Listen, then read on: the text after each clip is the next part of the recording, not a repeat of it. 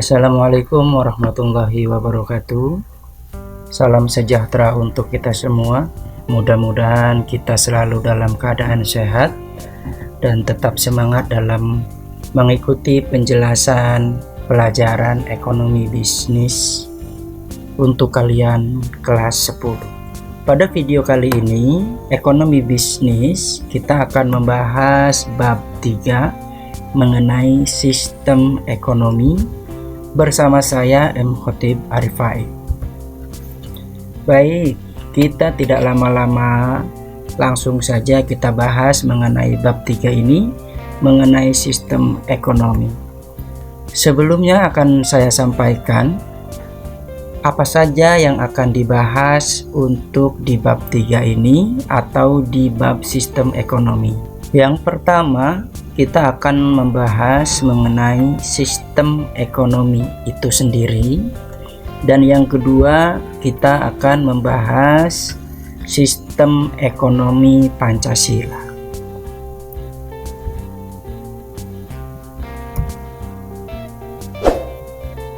Untuk di poin pertama mengenai sistem ekonomi, kita akan terlebih dahulu membahas mengenai pengertiannya terlebih dahulu supaya lebih jelas, lebih tahu apa itu sistem sebelum membahas lebih lanjut. Menurut Optima, bahwa sistem ekonomi adalah keseluruhan tata cara untuk mengkoordinasikan pelaku masyarakat. Pelaku masyarakat ini artinya adalah para konsumen, para produsen, pemerintah, bank, dan sebagainya. Artinya semua individu ataupun organisasi yang memang terlibat dalam kegiatan ekonomi, dalam menjalankan kegiatan ekonomi itu sendiri. Seperti apa kegiatan ekonomi itu? Seperti produksi, distribusi, konsumsi, investasi, dan masih banyak yang lainnya, sehingga menjadi satu kesatuan yang teratur dan dinamis dan dapat menghindari kekacauan. Nah, kekacauan di sini bukan kekacauan seperti demo, tapi kekacauan dalam mengkontrol atau ekonomi yang tidak terkontrol, ya, seperti harga seenaknya, stok barang tidak stabil, ketersediaan barang di suatu wilayah tidak merata, adanya penimbunan yang dilakukan oleh oknum. Nah, seperti itu kekacauannya, ya. Jadi saya ulangi sekali lagi bahwa pengertian dari sistem ekonomi menurut Optima adalah keseluruhan tata cara untuk mengkoordinasikan perilaku masyarakat dalam menjalankan kegiatan ekonomi sehingga menjadi satu kesatuan yang teratur dan dinamis dan dapat menghindari kekacauan. Yang selanjutnya, di poin yang kedua kita bahas mengenai macam-macam sistem ekonomi itu sendiri. Ada berapa sistem ekonomi yang ada di negara ini atau yang berlaku di berbagai negara? Mengadopsi dari Raharja dan Manurung, atau menurut Raharja dan Manurung, ini menurut pandangannya ada dibagi 3 kelompok, ya, yaitu yang pertama menurut atau berdasarkan mekanisme koordinasi, yang kedua berdasarkan hak kepemilikan, dan yang ketiga tidak termasuk keduanya, artinya tidak masuk ke dalam mekanisme ataupun tidak termasuk dalam hak kepemilikan. Nah, untuk ketiga kategori ini kita akan bahas satu persatu apa saja yang terkandung di dalamnya atau apa saja yang dibahas dalam pembagian ini. Baik, yang pertama kita bahas dulu ataupun apa saja yang termasuk ke dalam mekanisme koordinasinya. Ternyata menurut pembagian Raharja dan Manurung, berdasarkan pandangan mekanismenya, yang pertama adalah ada yang namanya sistem tradisional, yang kedua sistem komando, dan yang ketiga adalah sistem pasar. Nah, ini menurut kategori mekanisme koordinasinya ada 3 sistem, ya. Dan menurut kategori hak kepemilikan, di sini kepemilikan ini artinya kepemilikan saham, ya, kepemilikan sumber daya dan kepemilikan hal-hal yang lain. Ternyata ada yang pertama, satu adalah sistem sosialis, dan yang kedua sistem kapitalis. Nah, untuk yang poin yang ketiga atau pandangan yang ketiga, di mana tidak termasuk keduanya, ini ada yang namanya sistem campuran. Berarti secara keseluruhan menurut Raharja dan Manurung, sistem ekonomi yang berlaku di negara-negara termasuk Indonesia ini totalnya ada 6, ya, yaitu sistem tradisional, sistem komando, sistem pasar, sistem sosialis, sistem kapitalis, dan sistem campuran. Nah, apa saja ataupun bagaimana penjelasannya atau kondisinya mengenai sistem-sistem tersebut, kita bahas satu per satu. Yang pertama kita bahas mengenai ekonomi tradisional. Seperti apa tradisional itu? Nah, ternyata sistem ekonomi tradisional itu adalah sistem ekonomi yang dijalankan masih sederhana. Yang dimaksud masih sederhana ini adalah dari proses produksi, proses distribusi, ataupun proses dalam mengkonsumsinya. Di sini terutama adalah proses produksi. Ini sangat sederhana. Artinya tidak terlalu mengandalkan ataupun menggunakan banyak mesin, ya, tidak menggunakan peralatan yang berbau teknologi. Artinya apa yang ada di sekitar kita itu yang langsung digunakan untuk menghasilkan. Sehingga pada zaman dulu, terutama di ekonomi tradisional ini produknya pun tidak aneh-aneh, tidak canggih seperti yang sekarang ini. Ada laptop, ada handphone, ada motor seperti itu, ya. Walaupun zaman dulu pun ada yang namanya motor, tapi tidak sebanyak, sehingga motor itu sangat mewah dalam pada saat di zamannya.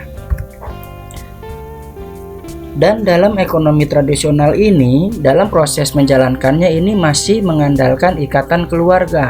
Dan yang tadi saya sampaikan bahwa masih sangat sederhana untuk cara memproduksinya, yaitu masih dalam satu keluarga. Misalnya kita punya apa gitu, nanti anak, suami atau istri atau anggota keluarga yang memang masih punya garis keturunan itu saling membantu untuk memproduksinya dalam mengolah bahan yang kita butuhkan pada saat itu. Jadi pada saat memproduksi itu yang melakukan adalah pihak keluarga yang terdekat dan masih dalam ikatan keluarga, ya. Misalnya untuk memenuhi kebutuhan sehari-hari, misalnya butuh nasi ataupun sayuran atau lauk, nah mereka itu memproduksinya ya dengan keluarga terdekat saja dan menggunakan peralatan yang seadanya, ya, karena memang tujuan awalnya hanya untuk memenuhi kebutuhan pribadi saja. Yang kedua, ciri-ciri dari kegiatan ekonomi tradisional adalah kegiatan produksinya untuk kebutuhan sendiri, bukan untuk dijual atau bereksplorasi atau untuk ekspor impor, ya, karena masih tradisional. Yang namanya masih tradisional, peralatan masih sangat terbatas sehingga tidak bisa untuk memproduksi yang lebih banyak lagi. Karena terlebih lagi dalam pikirannya pada saat itu yang terpenting adalah bisa memenuhi kebutuhan dirinya dan keluarganya. Seandainya misalnya mereka membuat atau memproduksi bahan atau barang yang dibutuhkan itu lebih banyak atau ada lebih, itu fokusnya untuk barter dengan produk lain. Misalnya nanam jagung, nah mereka sudah terpenuhi kebutuhannya untuk hari ini atau untuk 1 minggu ke depan. Nah, lebihnya dari panen itu ditukar dengan barang yang lain seperti sayur, daging, misalnya daging ayam karena mungkin di sana juga udah ada ternak ya. Terus tukar dengan beras atau singkong atau bahan-bahan yang lain. Nah, ini masih dalam kategori lingkungan setempat seperti itu. Yang kedua, mengenai ekonomi komando. Seperti apa ekonomi komando itu?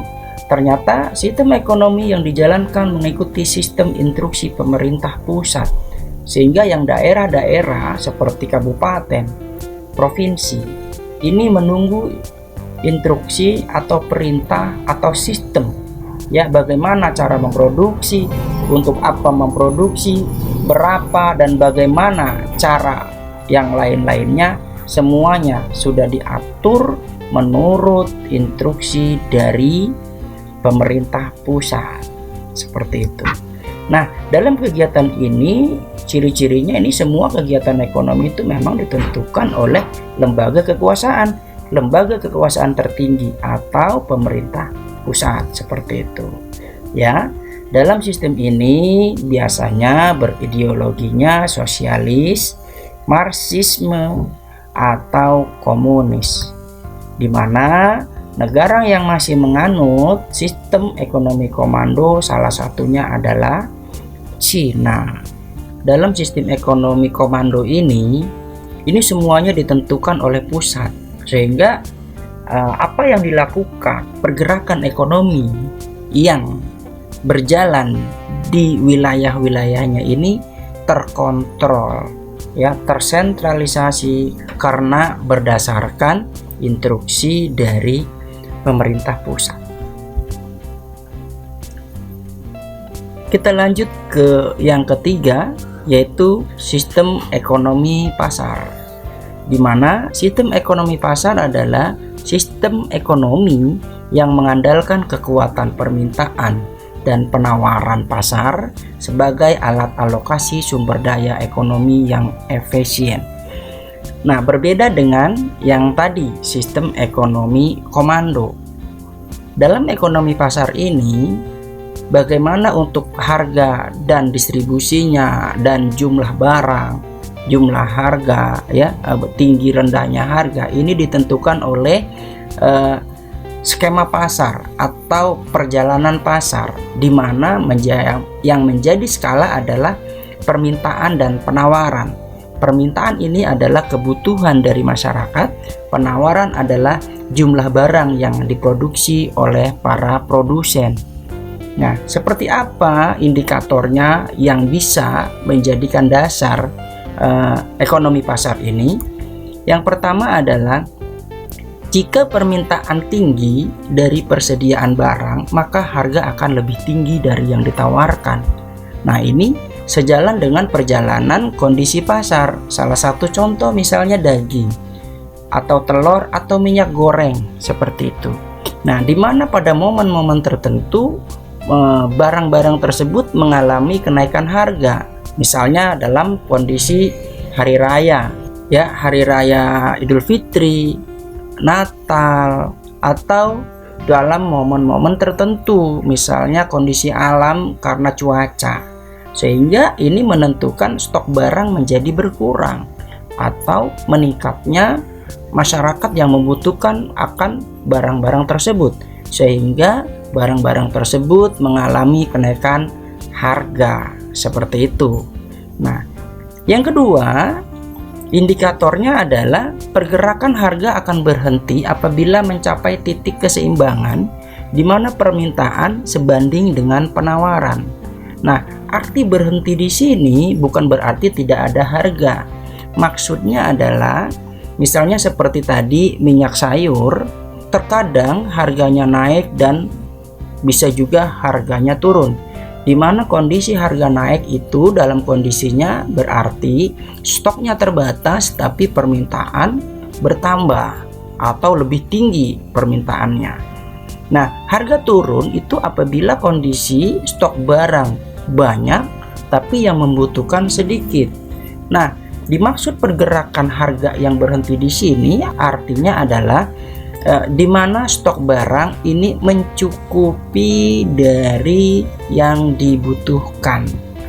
Nah, sehingga masyarakat butuhnya 1 ton beras, ternyata berasnya pun dapat dipenuhi dalam jumlah 1 ton. Nah, sehingga terjadilah titik keseimbangan atau pas gitu ya, yang dibutuhkannya 1 ton dan jumlah barang pun ada 1 ton sehingga harganya stabil. Nah, inilah terkadang yang pernah kita rasakan juga ya, pemerintah terkadang melakukan impor. Nah, ini tujuannya untuk menstabilkan harga. Kenapa impor?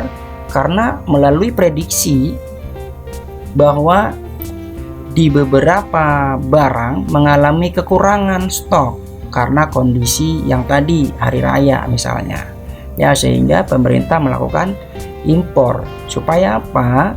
Supaya terpenuhi sesuai kebutuhan.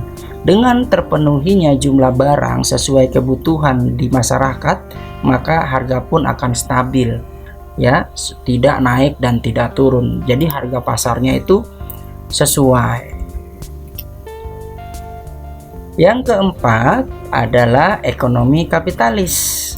Nah, di mana ekonomi kapitalis ini adalah sistem ekonomi yang aset-aset produktif dan faktor-faktor produksinya sebagian besar dimiliki oleh swasta.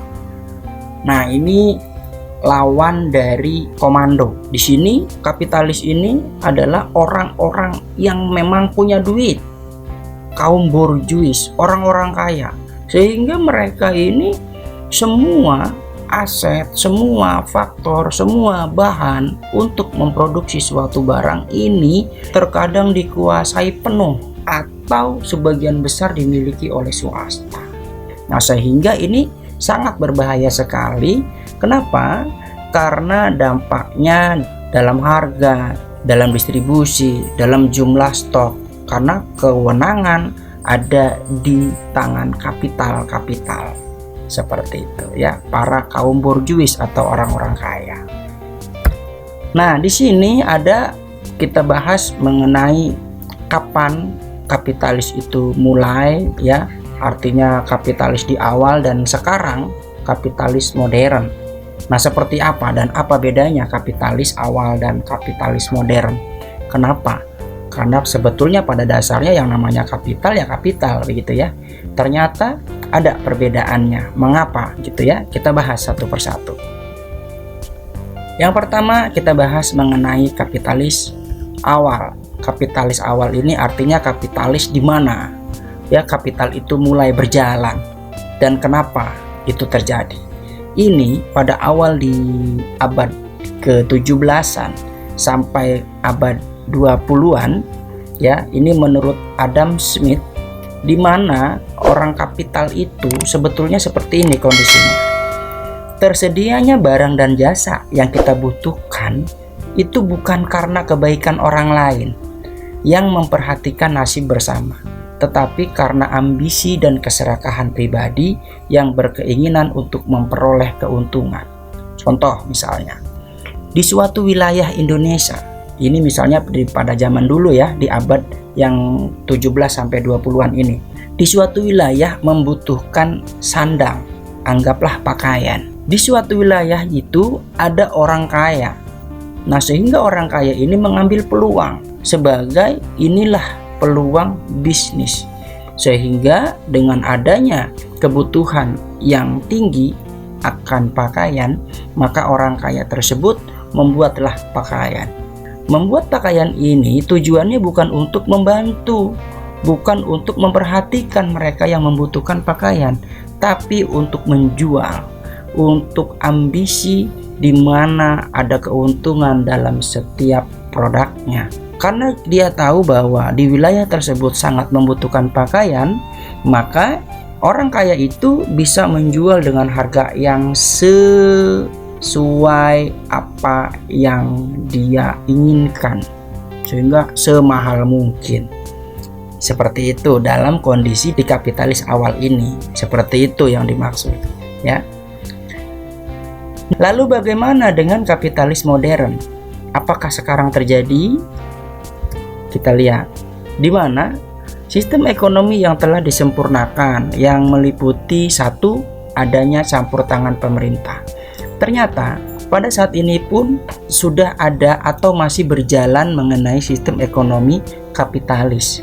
Hanya saja karena dalam kondisi perkembangannya kita sudah modern, maka supaya tidak menyulitkan, tidak membebani masyarakat yang kondisi seperti yang tadi di kapitalis awal, maka di kapitalis modern ini pemerintah mulai ikut campur. Dalam apa? Dalam proses harga, dalam distribusi, melalui kebijakan-kebijakan dan aturan-aturannya. Seperti itu, ya. Yang kedua, kebebasan individu juga dibatasi dengan berbagai peraturan. Maksudnya seperti apa? Hari ini atau ke depan orang kaya mungkin masih banyak, bahkan mungkin lebih banyak. Atau walaupun ada tidak banyak, orang kaya biasanya ambisi untuk memiliki semua kekayaan yang selalu menambah kekayaannya.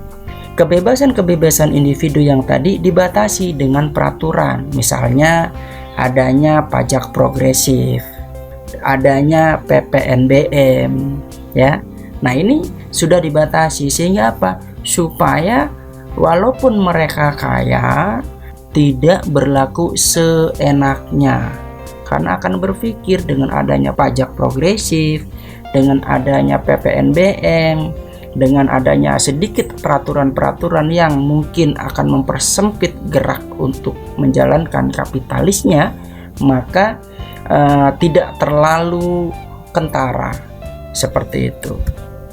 Yang ketiga, individu tidak lagi bebas memiliki semua aset, terutama yang menyangkut kepentingan orang banyak. Dan hal ini sudah tertuang dalam Undang-Undang Dasar 1945 di pasal 33 ayat 3. Ya, semuanya dikuasai oleh negara, yang dikelola dan dipergunakan untuk kemakmuran rakyat. Ya. Nah, ini supaya apa? Supaya tidak terjadi kapitalis yang nanti akan berbuat seenaknya atau sewenang-wenang terhadap orang-orang yang kurang mampu atau orang miskin. Seperti itu. Untuk yang kelima, sistem ekonomi sosialis. Apa itu sistem ekonomi sosialis? Sistem ekonomi sosialis adalah sistem ekonomi yang berlandaskan kemakmuran bersama. Jadi bareng-bareng, ya. Di mana konsekuensinya adalah untuk mencapai kemakmuran bersama itu dengan menekan sesedikit mungkin aset-aset yang dimiliki individu. Artinya apa? Yang tadi mirip, ya.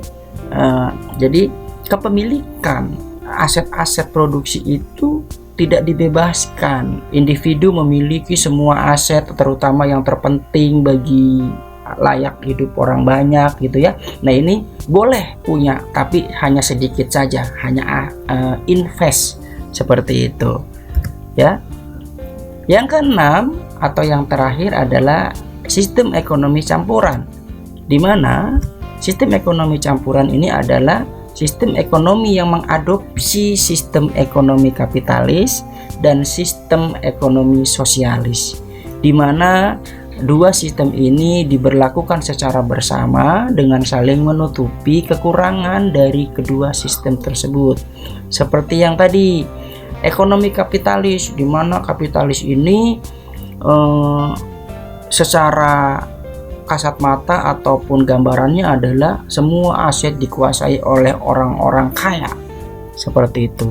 Nah, hal ini kan kurang bagus, kurang baik dampaknya, sehingga dicabutlah itu, tidak terlalu diterapkan dan ditutupi dengan menjadi bahan pertimbangan dengan menggunakan sistem ekonomi sosialis, di mana sistem ekonomi sosialis adalah kemakmurannya untuk bersama. Atau kalau bersama ini gimana asetnya, gimana modalnya, kan tidak mungkin, maka ditutupilah dengan sistem ekonomi kapitalis, sehingga dari sistem invest dibuatlah kesepakatan. Nah, artinya setiap sistem ekonomi pasti mengalami atau ada kelebihan dan kekurangannya. Dengan ekonomi campuran ini mengadopsi dari kedua sistem, mudah-mudahan dapat dijalankan dengan baik, yang intinya adalah untuk kemakmuran rakyat. Namun di sini juga ada peran orang-orang kaya yang disebut orang kapitalis ataupun orang-orang borjuis, ya. Orang-orang kaya mereka yang memiliki modal namun tetap melalui prosedur-prosedur dan peraturan dan pantauan dari pemerintah, dan orang-orang yang tidak punya harta ataupun orang yang memang sekiranya hanya memiliki aset yang sedikit kemampuannya, mereka pun bisa ikut dalam menjalankan dalam peran ekonomi yang ada. Nah, selesai sudah penjelasan mengenai sistem ekonomi. Kita sudah membahas mengenai apa itu sistem ekonomi, macam-macam ekonomi, dan contoh-contohnya. Mudah-mudahan penjelasan tadi dapat membantu pemahaman kalian di bab 3 mengenai sistem ekonomi. Nah, untuk itu ini ada soal latihan. Tolong dengarkan dan catat soalnya. Setelah itu kalian jawab. Yang pertama, coba kalian jelaskan pengertian dari sistem ekonomi. Ya, jelaskan pengertian sistem ekonomi dari hasil penjelasan di awal. Ya, jelaskan. Yang kedua, sistem ekonomi dibagi menjadi berapa dan sebutkan. Nomor 3, di awal penjelasan membahas mengenai kegiatan ekonomi. Coba kalian sebutkan apa saja kegiatan ekonomi tersebut dan jelaskan. Kalau kalian belum paham ataupun lupa apa saja yang termasuk dalam kegiatan ekonomi, silakan putar ulang video yang sudah dijelaskan di awal, di mana di awal itu sudah dijelaskan apa saja yang termasuk dalam kegiatan ekonomi itu. Yang keempat adalah sistem ekonomi adalah keseluruhan tata cara untuk mengkoordinasikan perilaku masyarakat. Siapa saja yang dimaksud dengan masyarakat tersebut? Nah, ini pun sudah dijelaskan di awal, ya, sudah saya jelaskan. Silakan jawab. Yang kelima, sebutkan ciri-ciri sistem ekonomi tradisional. Saya ulangi. Nomor 1, jelaskan pengertian dari sistem ekonomi. Nomor 2, sistem ekonomi dibagi menjadi berapa dan kalian sebutkan. Nomor 3, di awal penjelasan membahas mengenai kegiatan ekonomi. Coba kalian sebutkan apa saja kegiatan ekonomi tersebut dan jelaskan satu persatu. Yang keempat, sistem ekonomi adalah keseluruhan tata cara untuk mengkoordinasikan perilaku masyarakat. Siapa saja yang dimaksud dengan masyarakat tersebut? Yang kelima, sebutkan ciri-ciri ekonomi tradisional. Selamat mengerjakan.